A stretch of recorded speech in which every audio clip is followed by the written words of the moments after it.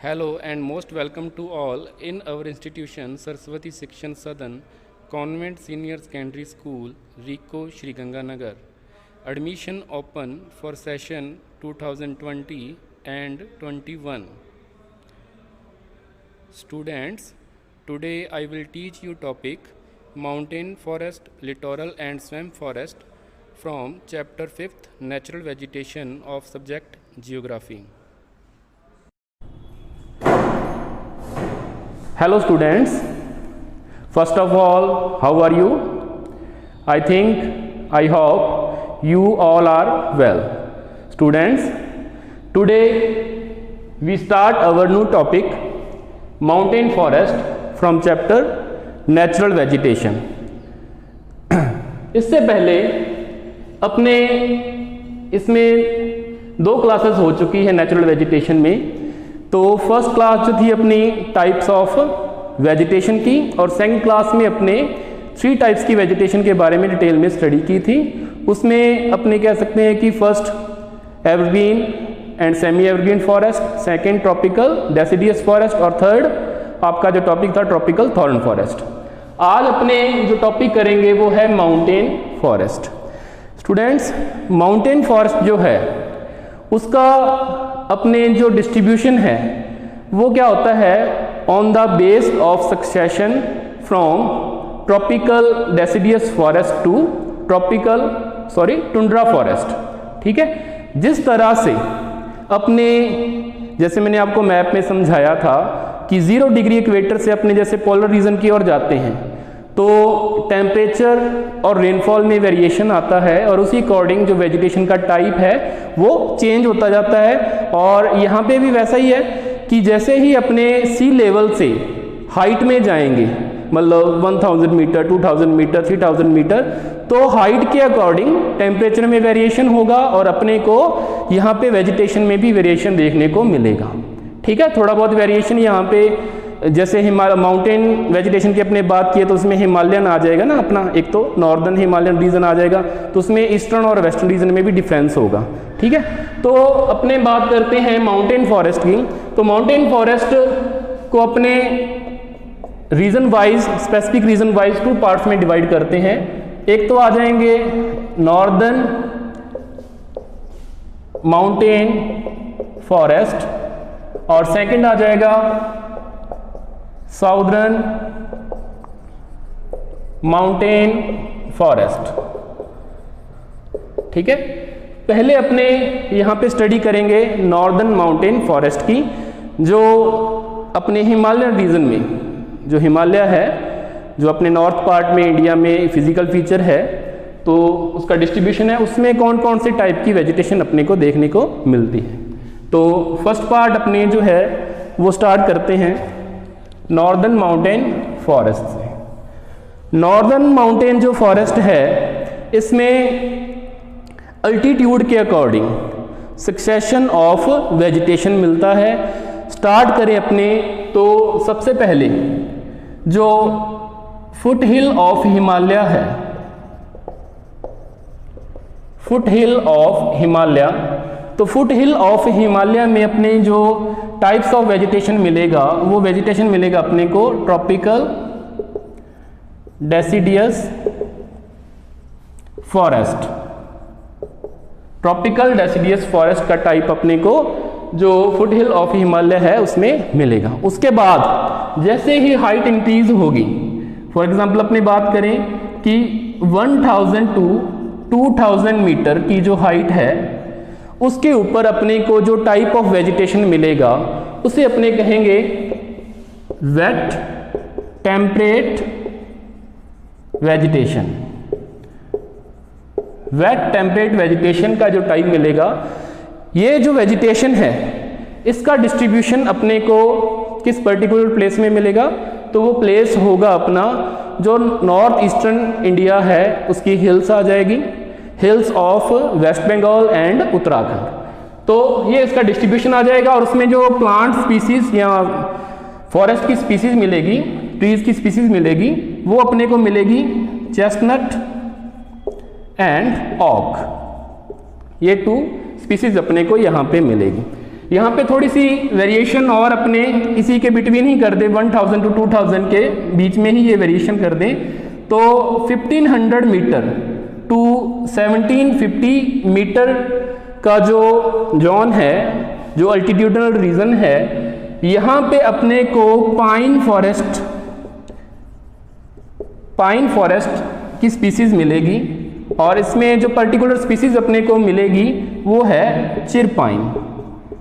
चिरपाइन जो स्पीसीज है वो कमर्शियली वैल्यूएबल स्पीसीज है। इसके बारे में आप लास्ट लेक्चर में, जो अपना फर्स्ट लेक्चर था, उसमें आप पढ़ चुके हो कि चिरपाइन एक कमर्शियली वैल्यूएबल स्पीसीज है ट्रीज की, और जिसका यूज़ जो कंस्ट्रक्शन वर्क में, फॉर एग्जांपल अपने जो घर बनाते हैं उसमें यूज़ किया जाता है, क्योंकि इसमें इंसुलेटिंग पावर होती है एनर्जी के हीट के अगेंस्ट, मतलब ये कंपैरेटिवली घर को ठंडा रखती है अगर वहाँ पे चिरपाइन की लकड़ी या वुड लगी हुई हो।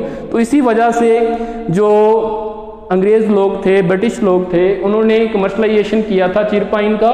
किसकी जगह किया था? ओक की जगह। हिमालयन रीजन में जो ओक वेजिटेशन मिलती है उसको वहाँ से रिमूव करके उसकी जगह चिरपाइन का वहाँ पे आपने कह सकते हैं एफॉरेस्टेशन किया था।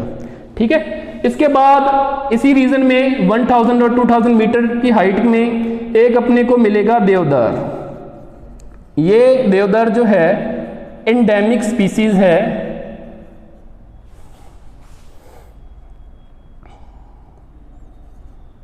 Species of Himalaya, western Himalaya. Western Himalaya की ये एक एंडेमिक स्पीसीज है देवदार। इसके अलावा यहाँ पे अपने को चिनार एंड वॉलनट स्पीसीज भी मिलती है, वॉलनट स्पीसीज भी मिलती है। ठीक है, तो ये जो वॉलनट स्पीसीज है और चिनार स्पीसीज है ट्रीज की, ये कश्मीरी हैंडीक्राफ्ट्स में यूजफुल है। कश्मीर में जो हैंडीक्राफ्ट्स होता है, ठीक है, हस्तशिल्प कला के लिए चिनार और वॉलनट की जो स्पीसीज है वो इम्पॉर्टेंट है। अब अपने जैसे ये अपना फर्स्ट पार्ट हो गया, सेकंड पार्ट हो गया, थर्ड पार्ट की अपने हाइट की बात करें तो 22253048 मीटर हाइट पे अपने को blue pine and temperate grassland और स्प्रूस स्पीसीज की यहां पे अपने को ट्रीज मिलेंगे। ठीक है, तो ये टेम्परेट ग्रासलैंड, टेम्परेट ग्रासलैंड जो है वो अपने को इससे थोड़ा सा और हाइट पे जाएं, अपने 3000 to 4000 मीटर हाइट पे जाएं, तो जैसे ये आपका वेट टेम्परेट फॉरेस्ट था, ये डेसिडियस फॉरेस्ट है, तो ये एक टाइप आपका और चेंज हो जाएगा। जैसे ये ए, बी और सी में से अपने डिस्टिंग्विश कर दें, तो 3000 to 4000 मीटर हाइट के ऊपर अपने को जो वेजिटेशन मिलती है वो अपने को अल्पाइन वेजिटेशन या जिसे अपने कह सकते हैं टैगा वेजिटेशन। ठीक है, अल्पाइन वेजिटेशन या टैगा वेजिटेशन अपने को मिलती है। यहां पे भी अपने को टेम्परेट ग्रासलैंड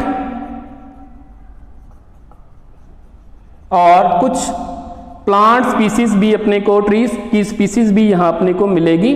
ठीक है, जिसमें अपने रोडोडेंड्रॉन्स स्पीसीज यहां पे मिल जाती है अपने को। ठीक है, पाइन की स्पीसीज अपने को यहाँ पे मिल जाती है। ठीक है, तो कुछ स्पीसीज यहाँ पे अपने को 3000 to 4000 मीटर की हाइट के ऊपर मिलती है। अच्छा, यहाँ पे एक अपने दोनों जगह जो टेम्परेट ग्रासलैंड की बात की है, यहाँ पे भी और यहाँ पे भी, तो टेम्परेट ग्रासलैंड इसका मतलब आप जो भी शीतोष्ण एरिया में, टेम्परेट एरिया में यहाँ पे मॉडरेट टेम्परेचर होता है तो वहाँ पे अपने को ये ग्रासलैंड मिलती है। तो जो हिमालयन रीजन में ये जो ग्रासलैंड मिलती है, इसका लोकल में नेम जो है उसका नाम है बुग्याल। बुग्याल इसे अपने कहते हैं। जैसे देखो कि मान लो ये हिली एरिया है, यहाँ पे जो फ्लैट सरफेस मिल जाती है वहाँ पे ये मान लो ग्रास अपने को मिलती है। और जिन एरिया में टेम्परेट ग्रासलैंड मिलती है या बुग्याल्स मिलती है वहाँ पे एक एक्टिविटी होती है ट्रांसह्यूमेंस की एक्टिविटी वहाँ पे अपने को देखने को मिलती है। ट्रांसह्यूमेंस क्या होता है, इसे अपने हिंदी में ऋतु प्रवास कहते हैं। ये जो नोमैडिक हर्डर्स हैं, पशुओं को चराने वाले हैं, वो क्या करते हैं कि सीजन के अकॉर्डिंग अपने पशुओं के साथ, ठीक है, माइग्रेशन करते हैं। माइग्रेशन कैसे करते हैं, जब तो विंटर सीजन होता है, तो जब टॉप ऑफ द हिल पे अपने कह सकते हैं कि आइस होती है, बर्फ गिरती है, तब तो वो क्या करते हैं कि नीचे वाले वैली एरिया में आ जाते हैं। जब गर्मी होती है तो वापस फिर से टॉप हिल में चले जाते हैं, क्योंकि यहाँ पे बर्फ पिघल जाती है और जो ग्रीनरी है, ग्रासलैंड है, वहाँ पे वो डेवलप हो जाते हैं, जिसे अपने बुग्याल कहते हैं। तो सीजन के अकॉर्डिंग अपने पशुओं के साथ जो माइग्रेशन किया जाता है उसे ट्रांसह्यूमन्स कहते हैं। और ट्रांसह्यूमन जो है वो हिमालयन रीजन में गुर्जर हो गया, ठीक है, भोटिया हो गया, ये जो कुछ ट्राइब्स हैं, ट्राइबल कम्युनिटी के, वहाँ पे बकरवाल हो गया, जो ट्राइबल कम्युनिटी है ये अपने पशुओं के साथ, अपने एनिमल के साथ ट्रांसह्यूमन्स करते हैं। और एक लास्ट में जो अपने इससे अबव हाइट की अपने बात करें तो वहाँ पे अपने को जो वेजिटेशन का टाइप है वो मिलेगा टुंड्रा वेजिटेशन। ठीक है, ये सबसे टॉप में अपने को मिलती है। और इसमें मॉस एंड लाइकन 2 टाइप की ये स्पीसीज अपने को मिलती है। थोड़ा सा अपने माउंटेन फॉरेस्ट के बारे में और बताएं कि जो हिमालय की साउदर्न स्लोप है या साउदर्न फेस है, जो नॉर्दर्न प्लेन के सामने वाला, ठीक है, और उसका हिमालय का जो नॉर्थन फेस है, उन दोनों में वेजिटेशन की डेंसिटी में डिफरेंस है। क्योंकि जो हिमालय का साउदर्न स्लोप है वहाँ पे नॉर्दर्न फेस के कंपैरिजन में ज़्यादा रेनफॉल और ज़्यादा इंसोलेशन मिलता है, इस वजह से वहाँ पे वेजिटेशन डेंस टाइप की मिलती है। और हिमालय का जो नॉर्दर्न फेस है, नॉर्दर्न पार्ट है, तिब्बत की ओर वाला पार्ट, वहाँ पे अपने को स्पेशली वेजिटेशन मिलती है या बहुत कम वेजिटेशन मिलती है, या कई जगह अपने को डेजर्ट भी देखने को मिल सकता है। ठीक है, तो इसके बाद अपने जो अपना नेक्स्ट टॉपिक है माउंटेन फॉरेस्ट में second part, southern mountain forest, वो अपने करते हैं माउंटेन फॉरेस्ट में सेकंड पार्ट।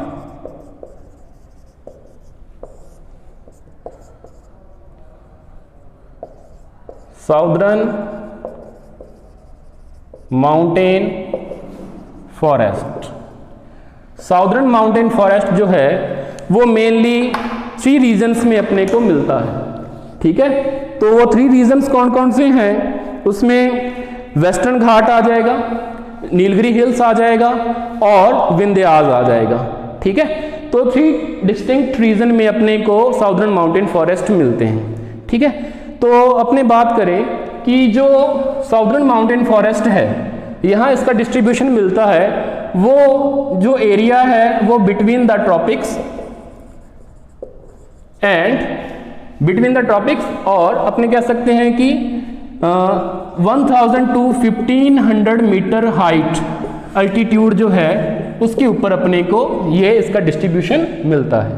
ठीक है, इस वजह से अपने कह सकते हैं कि यहाँ पे जो वेजिटेशन का टाइप है अपने को वो सब ट्रॉपिकल वेजिटेशन से लेकर और अपने को यहाँ पे टेम्परेट वेजिटेशन टाइप मिलता है।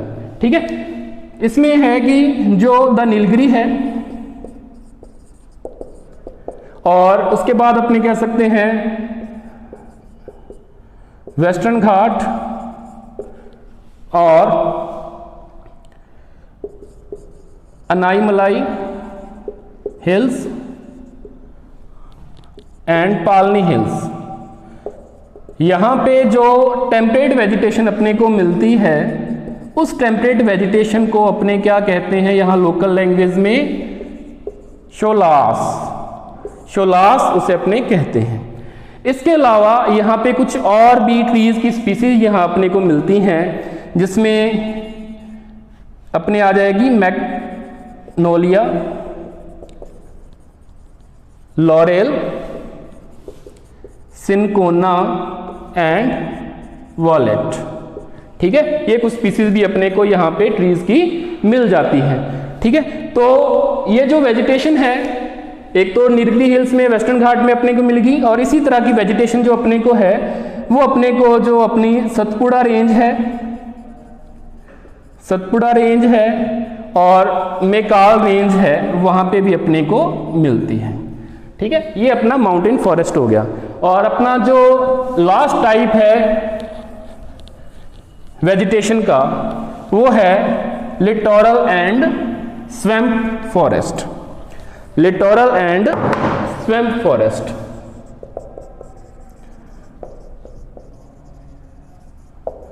लिटोरल एंड स्वैम्प फॉरेस्ट के बारे में पढ़ने से पहले अपने बात करें कि लिटोरल और स्वैम्प का मतलब दलदली इलाका है।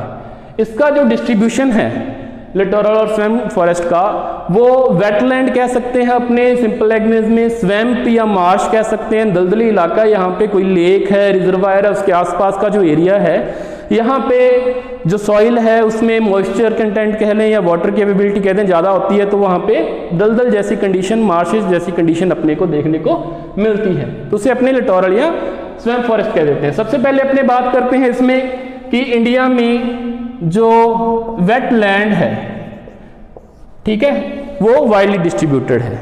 इंडिया में वेटलैंड का जो एरिया है वो 3.9 मिलियन हेक्टेयर्स है। ठीक है, और इसका जो 70% पार्ट है वो पैडी कल्टीवेशन में यूज किया जाता है। ठीक है, और बाकी के जो एरिया है उसमें अपने को ट्रीज या वेजिटेशन ये मिल जाती है।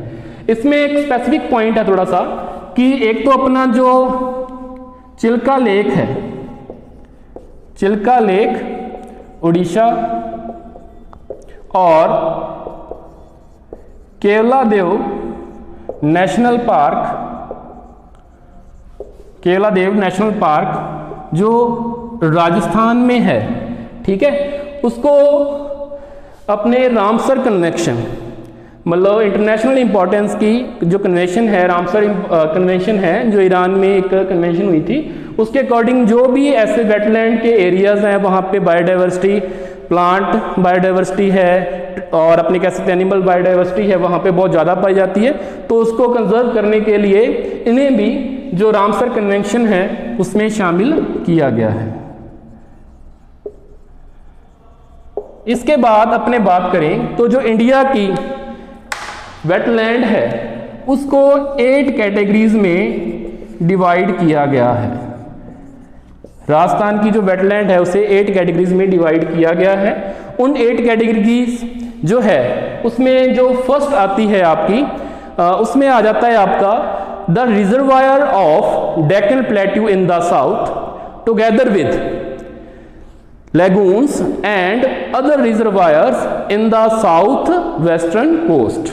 ठीक है, जो सेकंड है उसमें आ जाएगा the vast saline expanse of Gujarat, Rajasthan and Rann of Kutch. ठीक है, थर्ड जो आ जाएगा the fresh water lake and reservoirs of from eastward Gujarat to Rajasthan, Rajasthan में Keoladeo national park and Madhya Pradesh. इसमें जो फोर्थ पार्ट है वो आ जाएगा आपका lagoons and marshes of Chilka lake Orissa.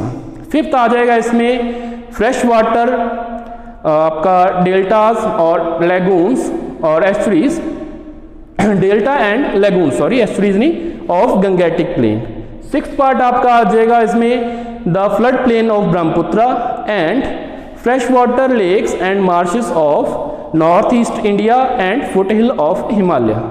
Next seventh part इसमें आ जाएगा आपका fresh water lakes and reservoir of Ladakh and Kashmir, और जो इसमें लास्ट है वो आपका आ जाएगा इसमें the lagoons, the mangrove forest region of arc of Andaman and Nicobar islands. ठीक है, तो ये 8 इसके कैटेगरीज होगी। अब इसका जो डिस्ट्रीब्यूशन है मैंग्रोव फॉरेस्ट का इंडिया में वो है 6740 किलोमीटर स्क्वायर।